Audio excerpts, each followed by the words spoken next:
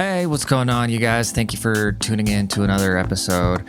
Very happy you're here with me today because we're going to be getting into some very important things, because it's very important to get into important things because that's what keeps the progress of humanity bilaterally moving forward. Because without forward progress, we're just stuck in the past, just watching time pass, and that's not sufficient to make life this cognizant thing which protrudes the extracurricular activities beyond the point of recognition, where we can coincide within a framework that allows us to manipulate our internal desires far beyond what normal expectations might substitute your whole morality for. You know what I mean? So it's like it's almost like a post-traumatic delay, like infringing on somebody's ability to perform specific assignments.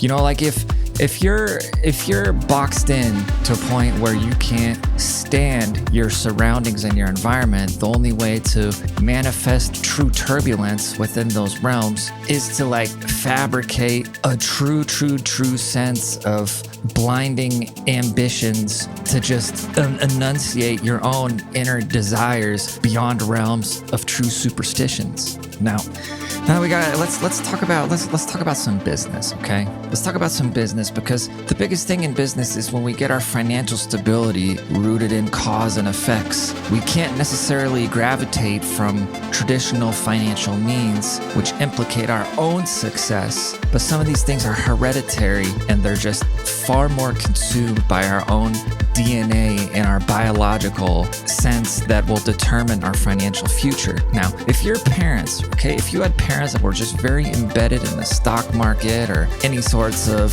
CDs or banking institutions, that they never passed down that knowledge for you to accentuate your own ambitions and your own dreams and make your own plans, then that's going to be very detrimental to your whole exact psyche.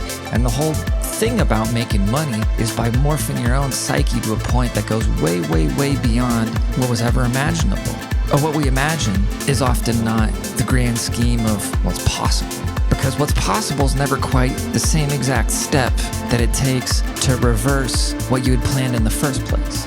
So what I'm saying is initial plans are always getting unanimously converted into non-substantial biometrics which elevate beyond your whole capacity to misinform the public or even yourself, because that's what you want to avoid the most, is misinforming yourself. Because, this kind of brings us to a spiritual point, because spiritually you just want to be entangled with anything and everything, crossing the plane that's subverting your subconsciousness and anything else, whether you're truly just paying attention and seeing with your own eyes, or if it's a municipal cause and effect, which is, it could be subverting, it could be tracing out your entire field, right? And so when that happens, what you really need to do is focus in on the textures, right? You need to really focus in and get a good contrast on objectively the specifics that are magnifying.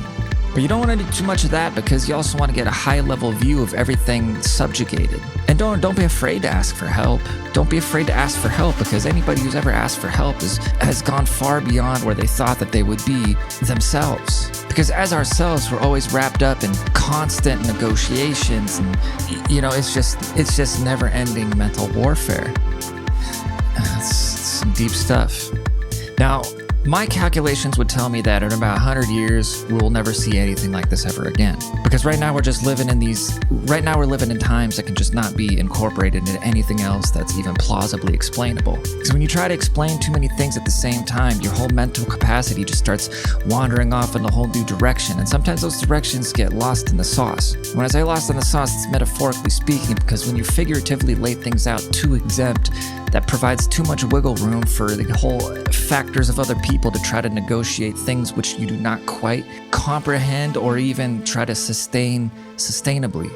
Back when I was marking these things in college, I would refutably conclude to my own perceptions that my tutors, my mentors, my challengers, and all these people were just in mass consumption of what was truly an enigmatic process, right?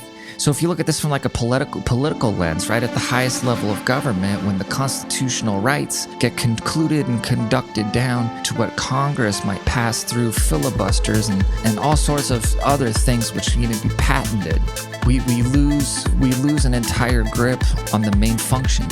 Here's what I'm saying.